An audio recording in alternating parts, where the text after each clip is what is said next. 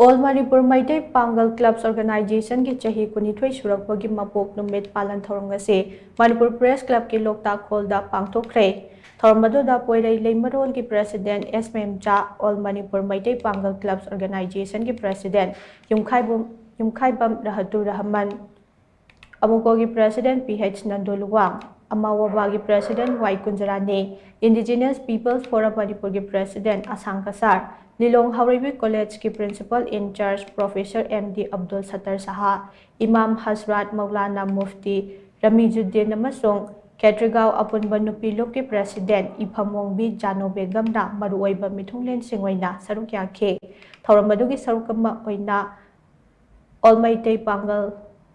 Clubs Organization ki President Yumkhaibam Hayatur Rahman Hai Kumjali Singani Supna Ahumda Sapung Kiba All Manipur Meitei Pangal Clubs Organization na ngasi de Chahi kunithoi mapung phare ngasi phawbada state asigi apun bagi saktam kaidana pohonaba amade amatoi na bahonabada organization na sina ajobu thodang laudana lakle matam gi isu kayada sarukya bogloina na kumjali singani kulhumdoi gi me ahumdagi hawrakiba irang asina maram oiraga awaba tarba miyoi kayada su angaba mateng pangdana lakle Chahi taret kuntakpa matamaduda lamdamasida lairiba yellow missing amatoina punduna apunba Manipur amakindamak thengnaduna lakhe matamaduda tokhaiba haiba wafam karisu laikhide dubu ngaside Manipur asi mutnaba lalong kaya chathari amade apunbagi pangal thuainaba honade asigumba phiba masida aikoi amatoina punsinba yamna tangai phade aikoi masal ki marakta tokhaina tanaba sinba manba thawong chatharakta nate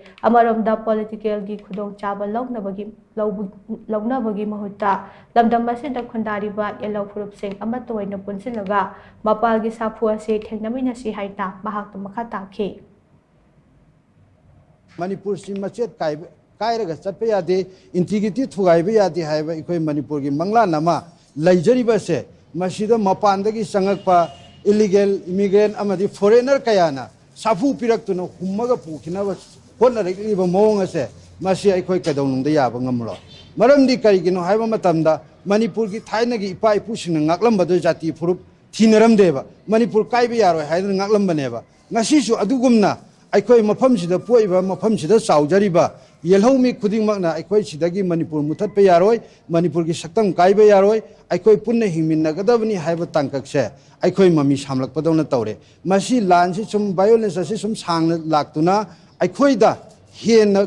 sathiba mong amada chatlibasina miyoibagi wakhalsi seranana punana honarakpa ngaihaga ki oiba social media da aidi kanano karino masak khangdaba singna miyoibagi chumna khalaiba ipa ipugi I marigi oiba yamna nungsinariba yamna phajakraba adugumba kanglon kaya dubu thugaina bo hotnabu mapangi khutchingna safu he pirakpase aikoi hanadai so dum pirai haujik so dum piraga lai masida aikoina wakhal chi mapung phana khandaba singsigi mayolda hummaga chakhiba taragadi aikoi de hena saitheng phangaugani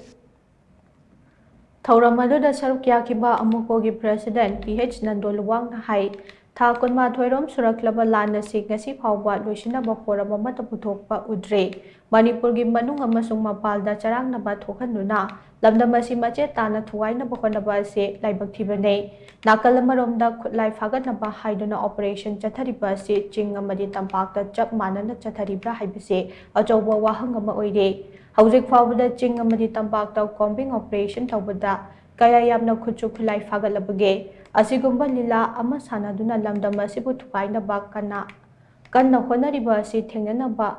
ki